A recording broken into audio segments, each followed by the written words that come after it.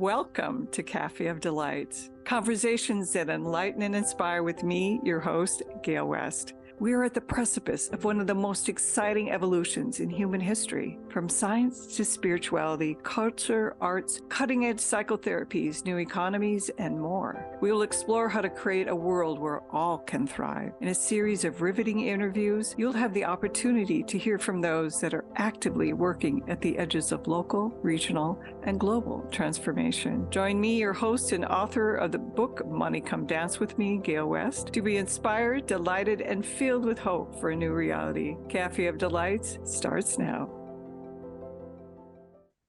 Hello, and welcome to the Café of Delights. I am here in Los Gatos, sunny California, and I have with me, I'm so happy to have my guest, Dr. Megan Wagner.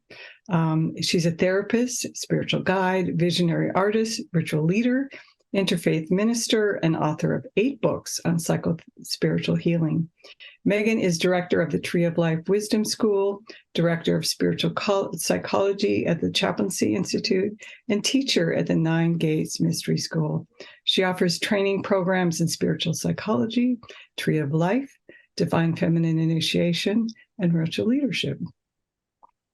Megan has been on a spiritual path for 50 plus years, exploring mystical and shamanic traditions, initiations, and rites of passage. In her healing work, she combines depth psychology, Kabbalah, astrology, and alchemy with the sacred arts of drumming, chanting, storytelling, psychodrama, and ritual. Megan creates podcasts, meditations, sacred music, and shamanic robes for personal and planetary healing. Welcome, Megan. So happy to have you. Thank you so much, Gale. Glad to be here. So I ask everyone the same question. What brings you hope at this time, and what delights your soul? Since this is a Café of Delights. What brings me hope? That is a great question. You know, what brings me great hope is being with other spiritual seekers who are on the same path, where we can share joy and travel and fun and, amidst all that is going on in life that feels maybe unhopeful to people. What brings me hope is sharing and resonating with deeply soulful people. I love that. And delight?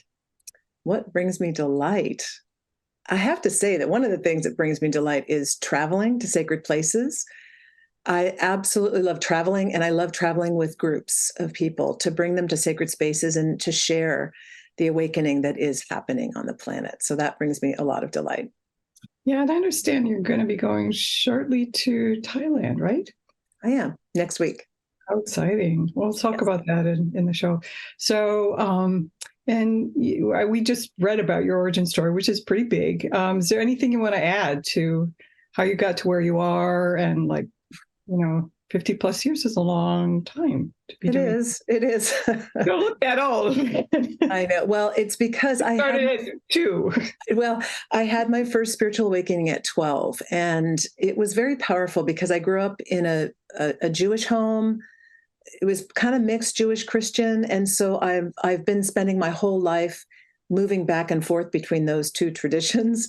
And when I was 12 years old, I had a very powerful awakening on the inner planes. And my heart opened to love and to transpersonal pathway. And so it started me on a spiritual journey. And I went to, the Jewish tradition, then I went to the Christian tradition, and really couldn't find answers that I was really deeply seeking. Mm-hmm. And even though those were nourishing traditions, what really started to nourish me was to find the mystical river underlying both of those traditions. So when I found my Kabbalah teacher in London, I moved from California to London. And that really started to speak to my soul, because I came into a mystical school. And for me, I finally got some answers to my deep questions, my deep hunger about how to awaken fully, both physically, psychologically, and spiritually. Mm-hmm. And so for me, I came into this Tree of Life tradition, and it spoke to my soul from a mystical perspective. And I had been having a series of visions and a series of shamanic experiences that really were difficult, and I'm sure many of us on the spiritual path have had dark nights of the soul or difficult times. And so basically, as I was training to be a therapist, came into this Kabbalah school, my whole life just came apart for about 15 years. Wow. And I understand now that that was a shamanic dismemberment in order to remember myself on a much deeper, more soulful spiritual level. So, it's been a long road for me, but after that dismemberment and then coming back together experience, I really understood the whole shamanic path, the initiation journey, and that's what I've dedicated my life to, is really helping other people on this journey of awakening. So many people have the dismemberment, but we don't call it that. Right. We call it, my life is going to hell. Right. I don't know what to do, and I'm frustrated, and everything I do doesn't work, and all the other kind of things. Yeah. Yeah.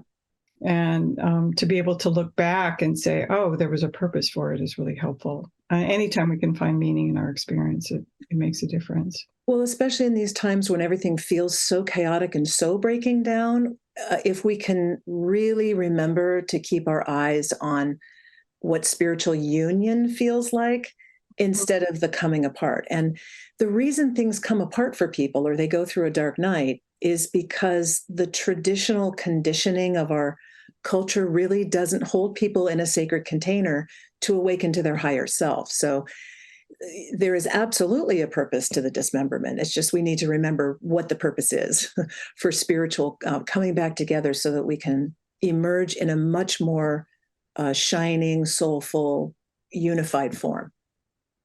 Well, that brings me, so that's the individual.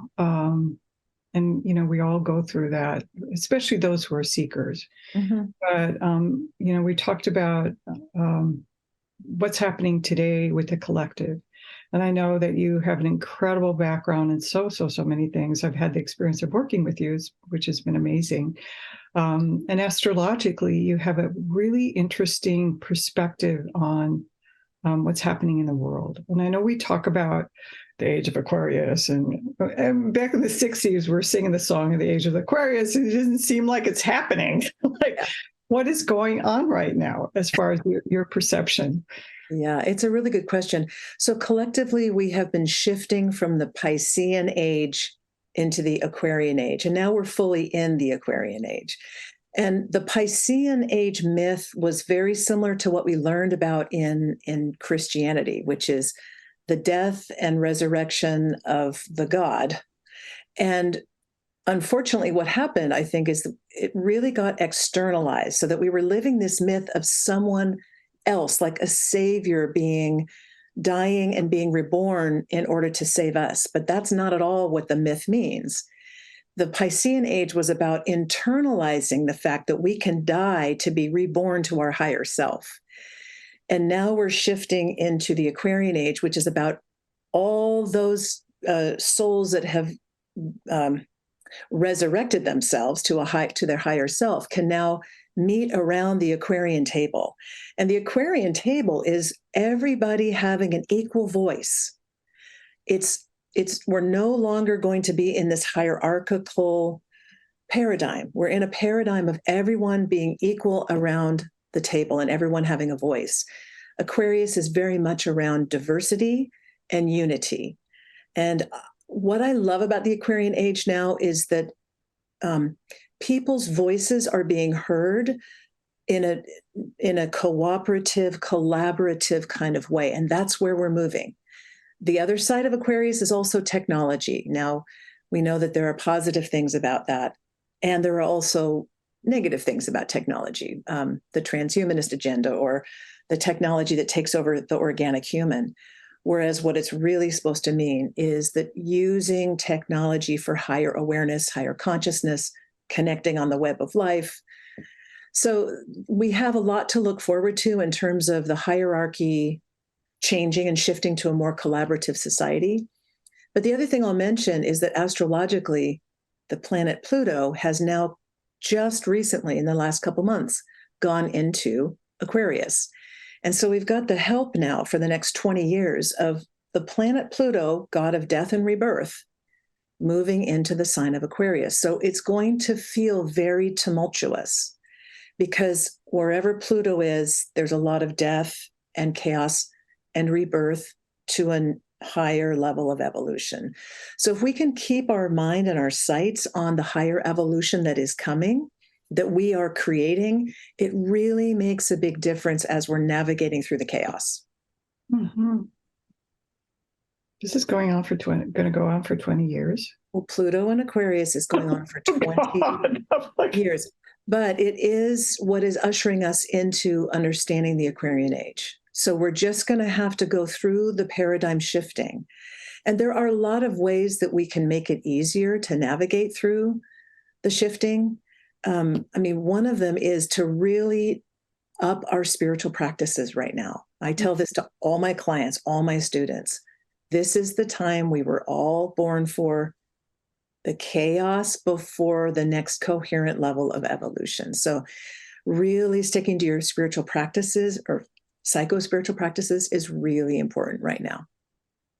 Well, we talk about Aquarius in kind of general terms, but what exactly is the Age of Aquarius? Other than we're all going to be at the table, and not one's going to be better than the other. Like, what to look forward to. My thing is we have to have hope in this time, which is a lot of chaos. Well, remember that chaos is one coin. The other side of that coin is coherence. And so if we're only looking at chaos and we forget that coherence is on the other side, then we lose sight and we get caught in the chaos. Right. If we can remember that chaos always accompanies the next level of initiation or the next level of evolution. Mm-hmm. And this is kind of the theme of dismemberment that we were talking about. So if people are going through a feeling of internal chaos, dismemberment, like, you know what, my belief systems don't work anymore, or the paradigms that I've lived by don't work anymore, that's okay. But we've got to hold each other in the chaos while we figure out what is the new thing we are creating together. And that's what I always encourage people to set their third eye, set their co-creative attention on what we desire to create that is more coherent. So what we're looking for is the old structures falling, and that's okay. Mm-hmm. Educational institutions, religious institutions, financial institutions, medical institutions. It's okay that they're crumbling. They need to. And I always think of it as, like, think of a building of bricks that starts to shake and come apart. And what we're left with is just a bunch of bricks. And it looks bad, but the positive of that is that then we take the bricks and we create new structures that are more functional for this new era. Mm-hmm.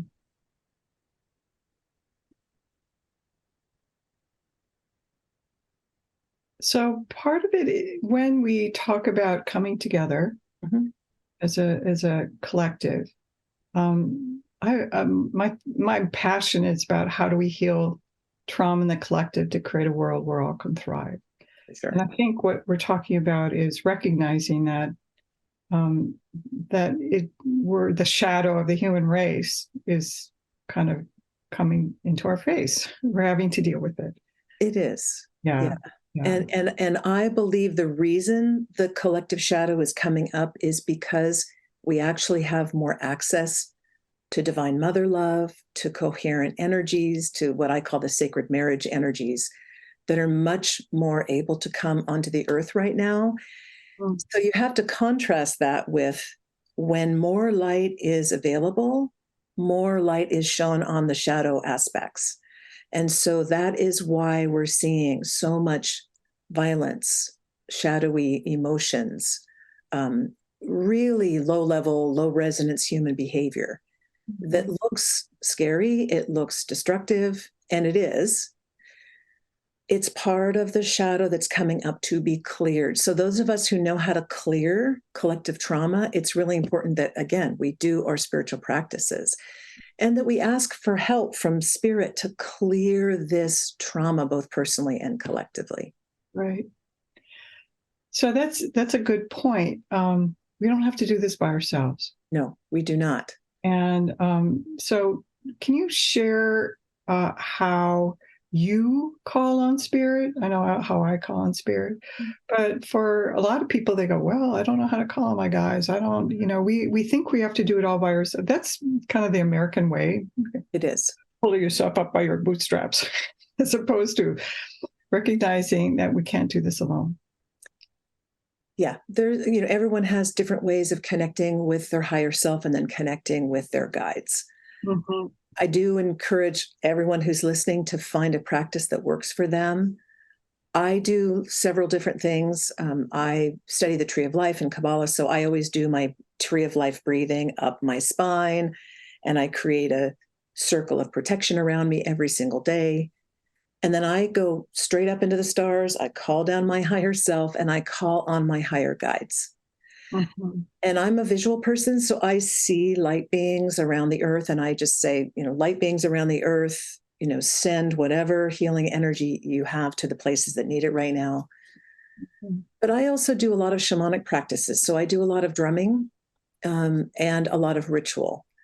And that has helped me more than anything, is to gather people together to do communal ritual to clear mm-hmm. ancestral trauma, collective trauma. And what I like about instruments like drumming, rattling, using sound or sound bowls or gongs, is that oftentimes when we're using shamanic instrumentation or drumming, it can both break apart traumatic energy and dissipate it into the ethers. And it can help us to release emotions that are within the body.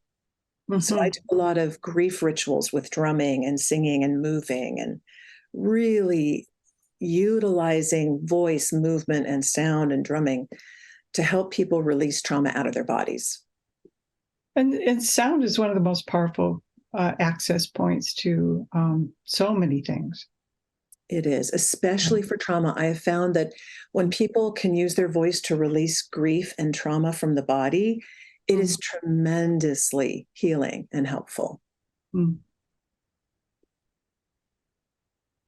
Well, we're going to take a little break. And when we come back, I'd like to kind of go more into how we can individually kind of create some sort of rituals for ourselves and call things in. Because I know that that's one of the things that you specialize in, working with ritual.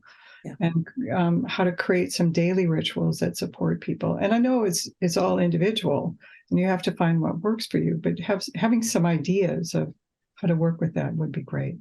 Great. So we will be back in a moment, and I'm Gale West on the Café of Delights, and I have with me my guest, Megan Wagner. Imagine if you were truly flourishing, how would your financial expansion impact the world? Author of Money Come Dance With Me, Gale West is an internationally known speaker, creative catalyst, and business intuitive at Success with Soul. Work with Gale to create a new relationship with money as your friend. Link the soul of your business to the business of your soul with programs like Sacred Money Mastery, Akashic Records of the Soul, and more. To receive a healing money meditation, go to successwithsoul.com today. Café of Delight. Conversations that enlighten and inspire with me, your host, Gale West. Tune into transformationtalkradio.com every second and fourth Thursday at 10 a.m. Pacific. We are at the precipice of one of the most exciting evolutions in human history. On Café of Delights, you will hear from those that are actively working at the edges of local, regional, and global transformation. For more information on hope for a new reality, visit Gale West at successwithsoul.com. Hello, and we're back on the Café of Delights. I'm your host, Gale West, and I have with me Reverend Dr. Megan Wagner.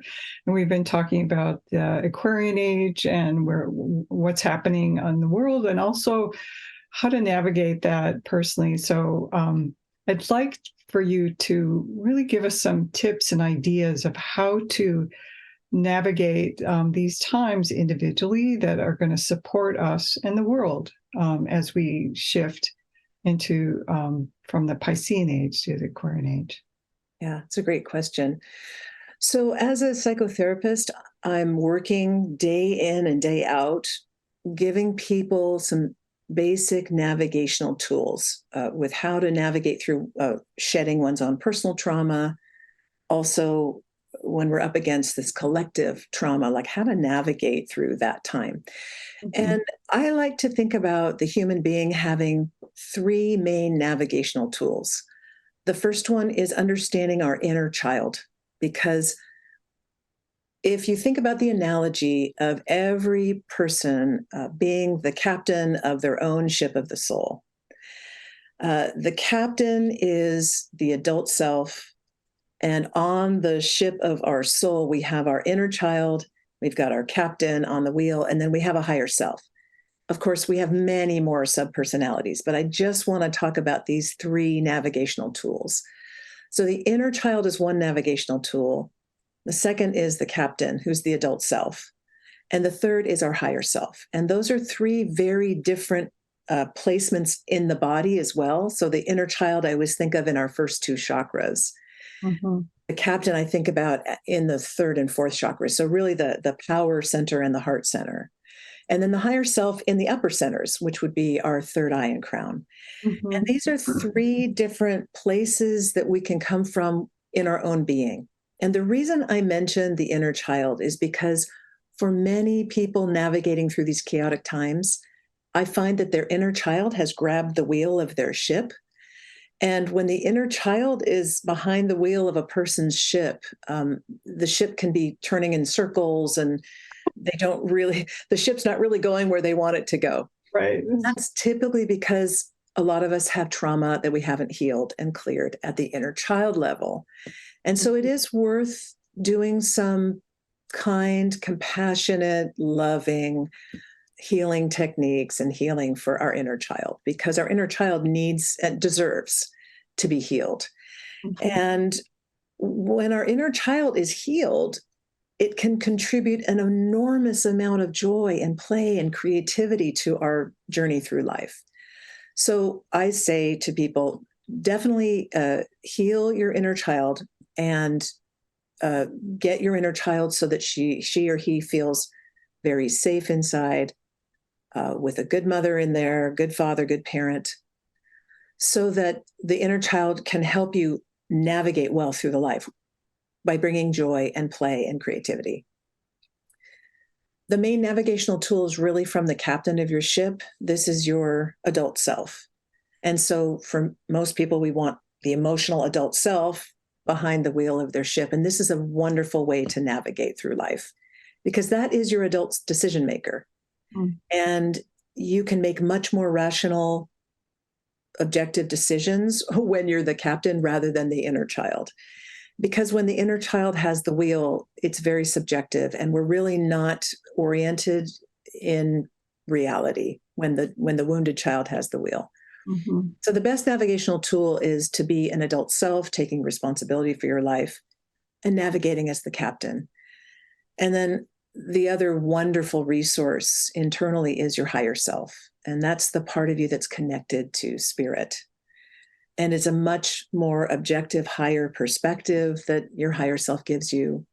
And that is a wonderful navigation tool when, all hell is breaking loose, or you look around at the news and it seems like everything's falling apart. It's very important to have that navigational tool in your higher self, because that orients you to spirit and to what we can be and creatively focusing on in terms of our co-creation capacities. So those three navigational tools, when you can really align them inside yourself, happy inner child, a well-established captain who has agency and decision-making power, and a higher self that can connect you to a much higher perspective. And those are simply, those three tools can help anybody navigate through these times. So how do you heal the inner child? Because there's a lot of talk, way back when there was a lot of talk about the inner child, and that seems to have gone out the window, and now we're doing something else. It's always a new kind of way of being in therapy and healing and whatever, but it's really basic. So if the adult self isn't very strong, and the inner child is much stronger and it's taking over, how do you how do you become that good mother, that good father that our inner child's aching for? Yeah, it's a great question. And I think it's still very relevant psychologically for people. Mm. Well, what I like to do when I do inner work with a lot of people is to first help us look at all the conditioning, all the expectations, all the shoulds, all the oughts that our inner child is under that pressure all the time if it's still wounded, right? It's still living under the expectations. And so what I invite people to do is just look at all the conditioning that they took on as a child. What were you expected to do?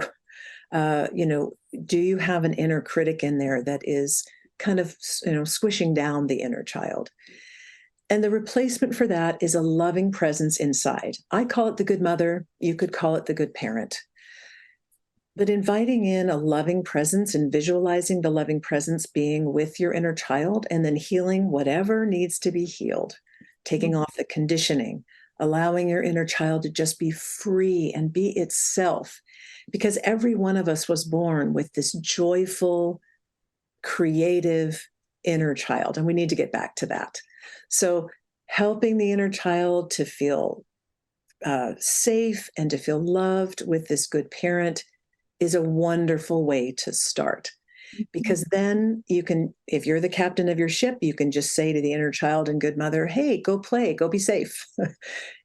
I'm the captain. I'm going to show up in my life and be the adult. I'm going to make the decisions from here. And so, to have a loving presence inside is the first step to healing the inner child. Calling on compassion, I think, is what you're talking about, and kindness. And it's so many of us have a very strong critical voice. Yeah, it isn't about kindness and compassion. It's about whipping us into shape so we be good enough for the world and for everybody else and for the expectations that have been put on us. Yeah. How do you work with that critical voice that doesn't necessarily want to love the inner child?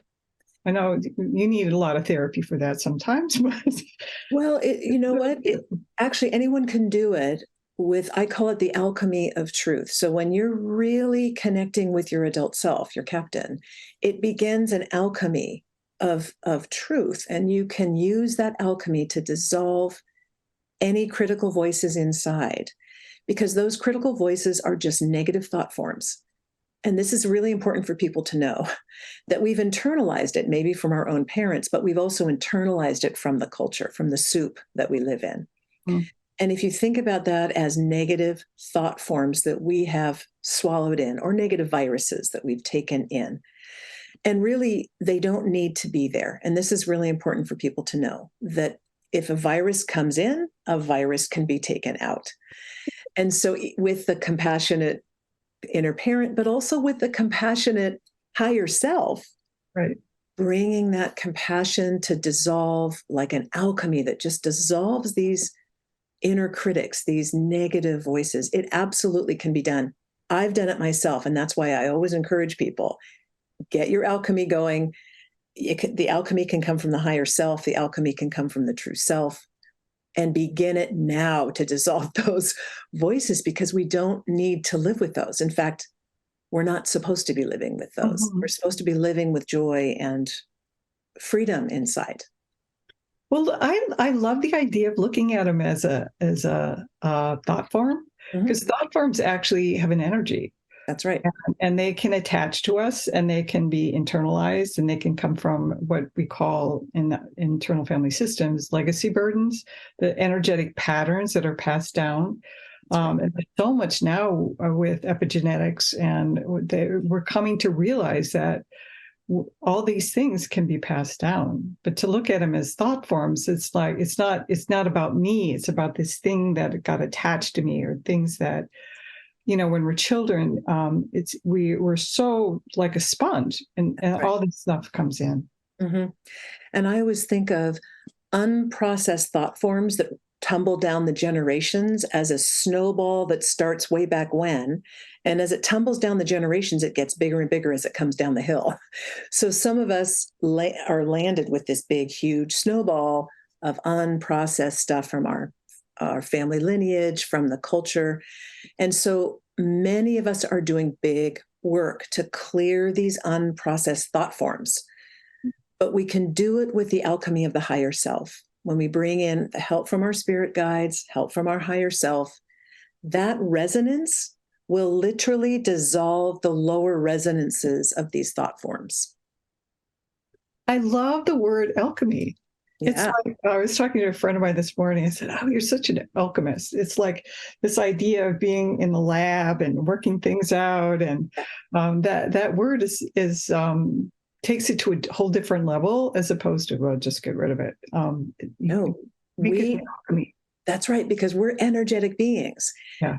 And I keep telling people, when you get to the captain, when you get to your adult self, it literally starts an alchemy. It can be a fire alchemy, a water alchemy, an air alchemy, an earth alchemy. It doesn't matter. We can, because we're energetic beings, we can say, you know what? I'm going to turn on my fire alchemy and I'm going to dissolve, or I'm going to burn that away. And then you can actually do rituals externally, writing down on a piece of paper all those negative thought forms that you want to let go. And then you can literally burn them in your fireplace and watch the fire and the smoke take them to spirit.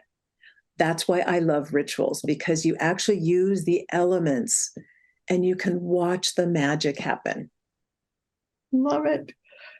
So we're going to take a break. Imagine if you were truly flourishing, how would your financial expansion impact the world? Author of Money Come Dance With Me, Gale West is an internationally known speaker, creative catalyst, and business intuitive at Success with Soul. Work with Gale to create a new relationship with money as your friend. Link the soul of your business to the business of your soul with programs like Sacred Money Mastery, Akashic Records of the Soul, and more. To receive a healing money meditation, go to successwithsoul.com today. Café of Delight. Conversations that enlighten and inspire with me, your host, Gale West. Tune into transformationtalkradio.com every second and fourth Thursday at 10 a.m. Pacific. We are at the precipice of one of the most exciting evolutions in human history. On Café of Delights, you will hear from those that are actively working at the edges of local, regional, and global transformation. For more information on hope for a new reality, visit Gale West at successwithsoul.com.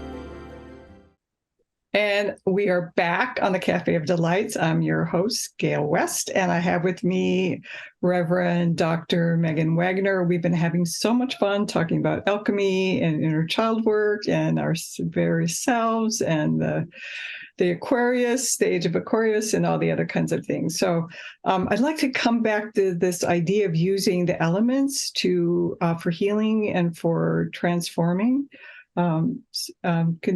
So you were talking about using the fire element. Mm-hmm. Are there other ideas that you have around the different elements? I love the idea of using the element of fire because it's very transformative. It is. Each of the elements is tremendously transformative when you know how to use the elements. So, for example, I do a lot of grief rituals, which uses the element of water. I mean, we drum and we do all kinds of things to help people release. But the whole point of a grief ritual is to use the water element to take the tears and the stuck water that's inside the body and to help people to release their emotions. And it's a powerful ritual. We set it up, with a village and a shrine where people go up to the shrine and they release their grief. And we're drumming and we're singing and people are moving and dancing and then releasing. And when I first did my first grief ritual, I was absolutely astounded at the sound that came out, at the tears, moving, watery, stuck emotions out of my body. And I was absolutely convinced after that first grief ritual that this was the way I wanted to work with people, because talking therapy is great so far, but it only takes people so far. Mm-hmm. And using ritual can really help to unstick emotions and things that get stuck inside the body and the cells. So grief ritual would be an example of using water. You can also use earth. Simply going out into a forest or walking with your bare feet on the earth, sitting with your base chakra on the earth, hugging a tree, being in a circle of trees and meditating, because many people aren't fully embodied in their body. Mm-hmm. And with a lot of the chaos going on, people are kind of jumping out of their bodies, or they're dissociating, or they're in denial, or. And so using ritual to get in the body is very important. You also use air, and air is the element of movement and change. And so using air as an alchemy to stir up the air, or to open up one's consciousness to the stars so that you get these new ideas coming into your system, breathing new life, inspiring new life inside the body.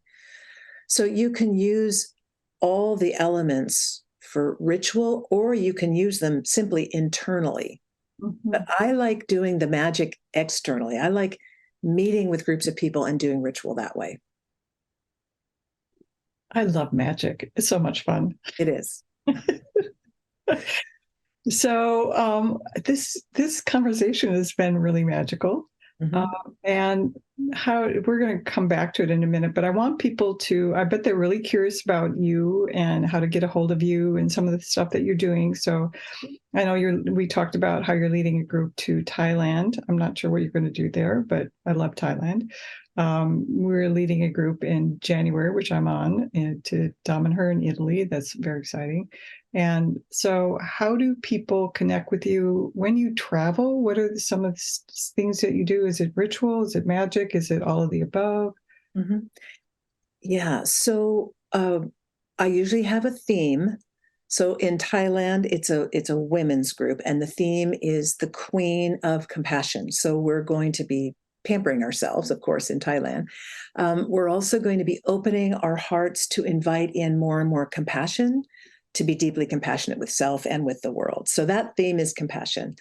When we go to Damanhur, which is a spiritual community, we're going to open all of our senses to awaken our deeper spiritual levels. So every place I travel, I usually have a theme. Excuse me. And like I always take women's groups to Crete, because we do the priestess tradition on Crete and open up the priestess path for women to be empowered and embodied and to trust their spiritual knowing. So I travel to places that I've been and I have a very strong connection. And also it feels like there are power places around the world. So the other thing I do is I create shamanic robes, as you've seen, Gale, and I allow people to get into these robes to do ritual, meditation, and personal and planetary healing. So if people want to see my robes, they can go to meganwagner.com and look at the sacred robes to just look at the shamanic figures on the robes, because they are spiritual elders that are helping us to awaken at this time. And they're here to give us information, to give us healing. So I do travel with my robes all around the world, and they've been in stone circles, temples. I mean, they've been Thailand, Bali, West Africa, Mexico, all over Europe, Japan, South Africa. They've been traveling with me. And so they're charged up so that they can do the personal and planetary healing that they were meant to do. Mm-hmm. That brings me, you've talked a lot about working with women. And it feels to me that part of what we need to do planetarily to reintegrate the divine masculine, divine feminine. And what is yours? A lot of people have an idea of what that is. What is your idea of the divine feminine, divine masculine coming together to that sacred, what I would think you would call the sacred marriage, sacred union? Yes, I'm very, very interested in the sacred marriage, because for me, it's an internal thing that we do internally first. Yeah. Once we've achieved a level of the sacred marriage inside, we can then bring that out and have sacred marriage with everybody we meet, and to have communion with people, the planet, animals, plants, the cosmos. So for me, the internal sacred marriage is about holding a container that is big enough for our divine self and all the parts of our personality integrating together. The yin and the yang, the masculine, the feminine, the soul and Luna, according to alchemy.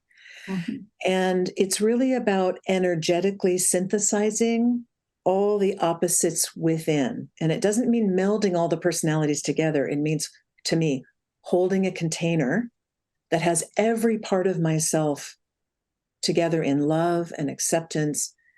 Because I really believe that we all choose a team of inner personalities that is going to best serve our particular mission this lifetime. And as we coordinate and unify our inner team with love, everyone seems to get on board and they're on board with the mission this lifetime. And that takes this energetic synthesis of opposites inside.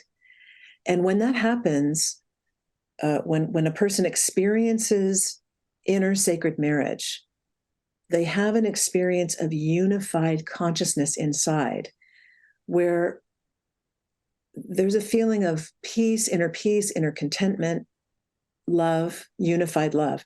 And as we then radiate that out to the world, it vibrates out the sacred marriage out to the world.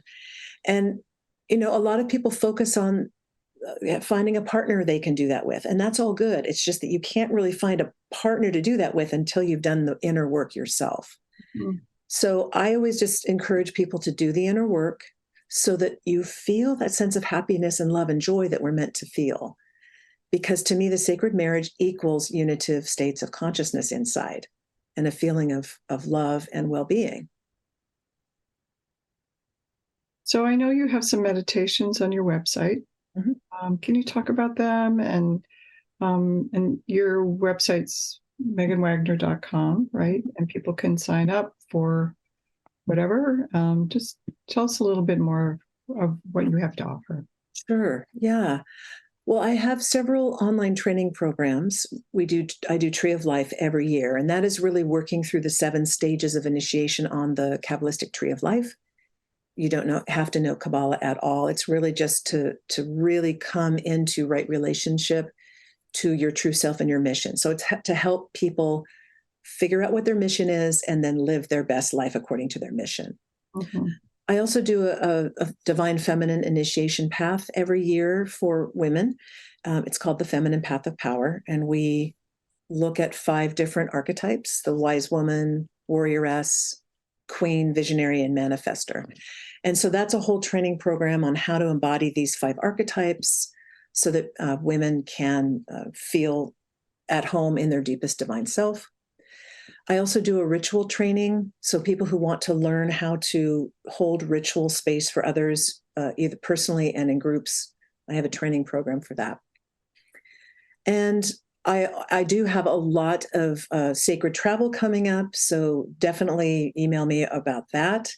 And then I have a lot of free meditations. I have like 120 free meditations for people, and those are all around the ascension process. Mm-hmm. So we go through the 7 chakras, meditations on how to connect with the higher self, how to clear trauma. There are so many different subjects. And I do really encourage people to take advantage of that. There's also a free meditation called the Light Grid. And this Light Grid it's very connected to all the sacred robes. I have 33 sacred robes, and they all fit on the light grid of the Tree of Life. And so if people want to build an internal structure of the inner temple, that is a wonderful way to begin. So it's called the Light Grid, and it's free on my website. Mm-hmm.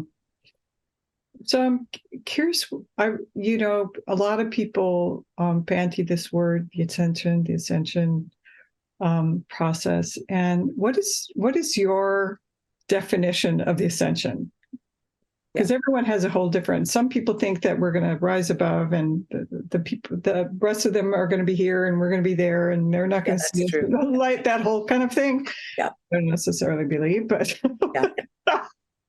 yeah, it's really a misnomer. I think actually it should be descension, because to me, ascension means that we're going to fully embody in every cell our multidimensional being.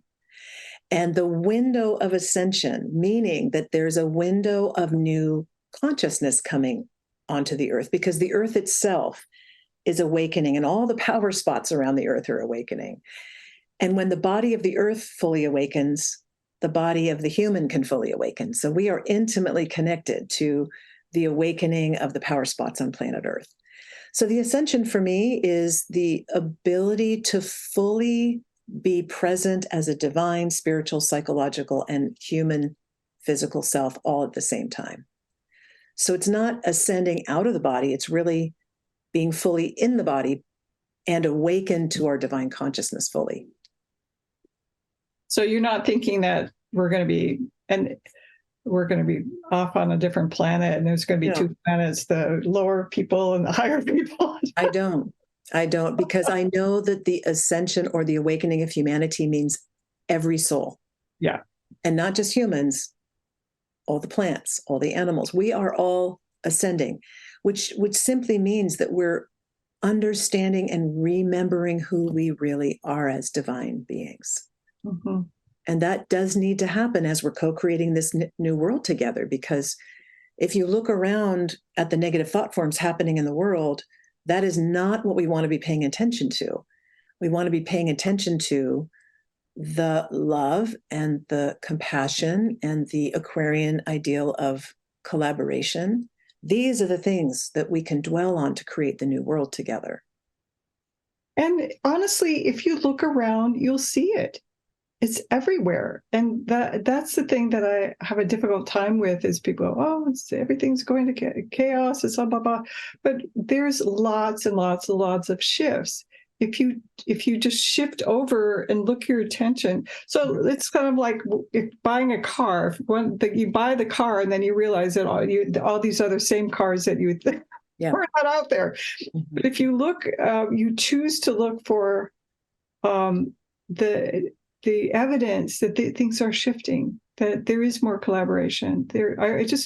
So I'm curious about your idea of, I was just at a meeting and they were talking about working with children, and there's some children are non-binary, and the idea that that gender now with the young people is feeling so fluid.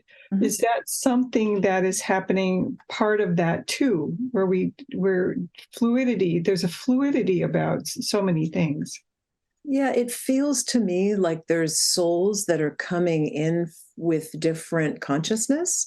Yeah. That as adults that are lovingly raising this next generation, and I have one of them, my son is very gender fluid. And so it's been a journey for me to hold space for souls that are coming in that are doing different work than we are. I think our generation did a lot of therapy work, and that I don't think the next generation is going to have to do. I think we just need to hold space and really lovingly figure out how to hold containers in space for the new souls coming in, because they're here to teach us how to be more unified. Right.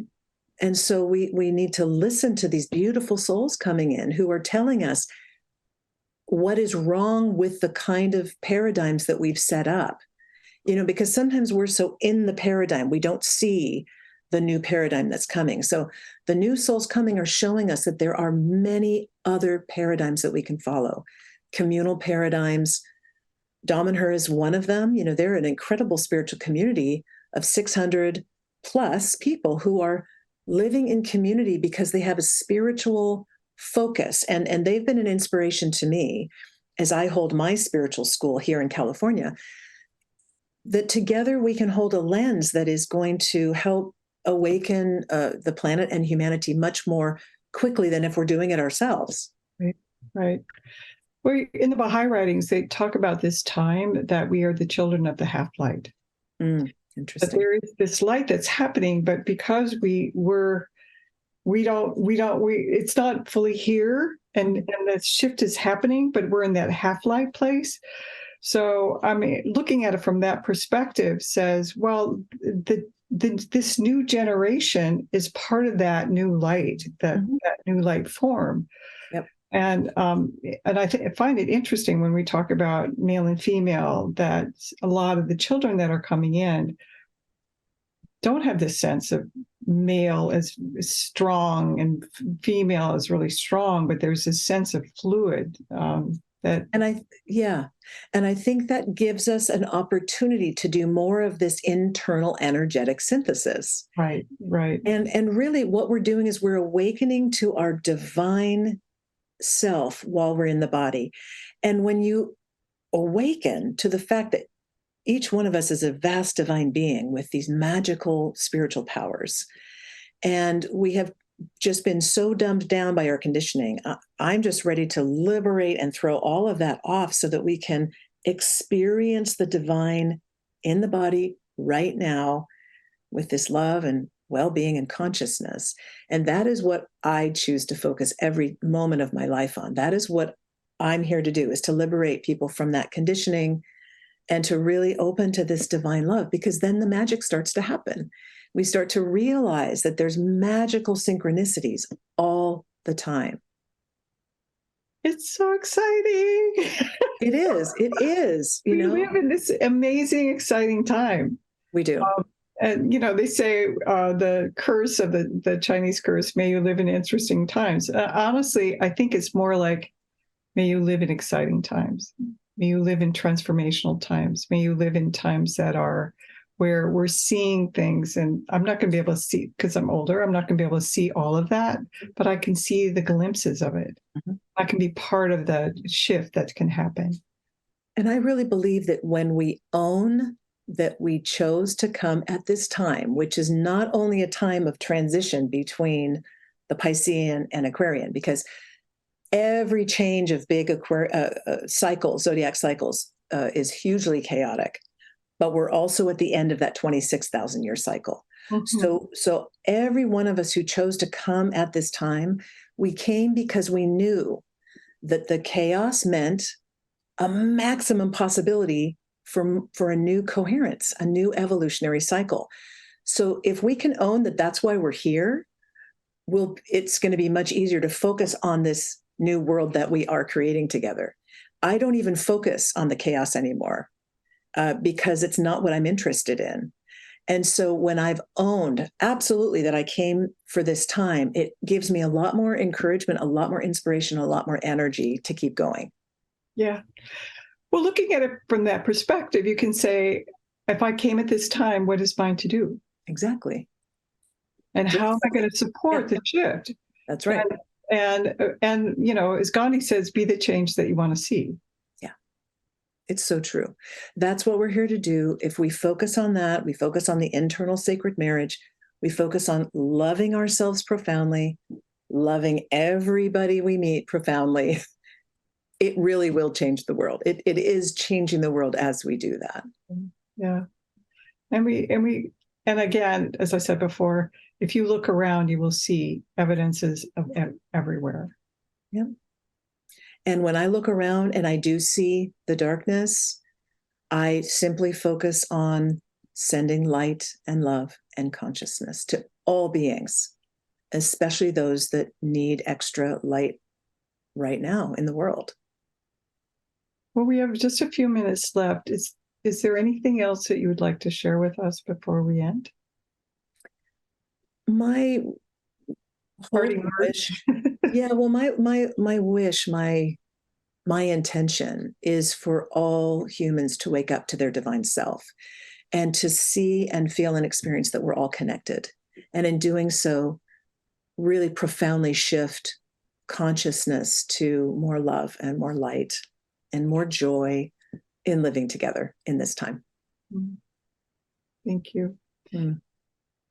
So this is a Café of Delights. We meet every second and fourth Thursday at 10 a.m.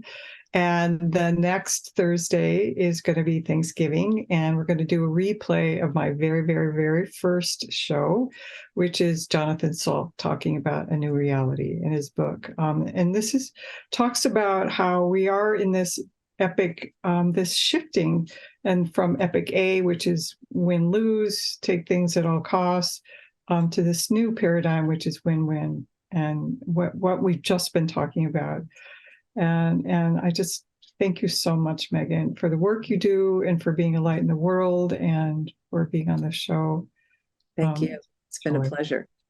Thank you for tuning in to Café of Delights, conversations that enlighten and inspire with me, your host, Gale West. Listen or watch live every second and fourth Thursday at 10 a.m. Pacific on transformationtalkradio.com for a series of riveting interviews from those who are actively working at the edges of local, regional, and global transformation. From science to spirituality, culture, arts, and new economies, and more, we will explore how to create a world where all can thrive. For more information on hope for a new reality, visit me, Gale West, at successwithsoul.com.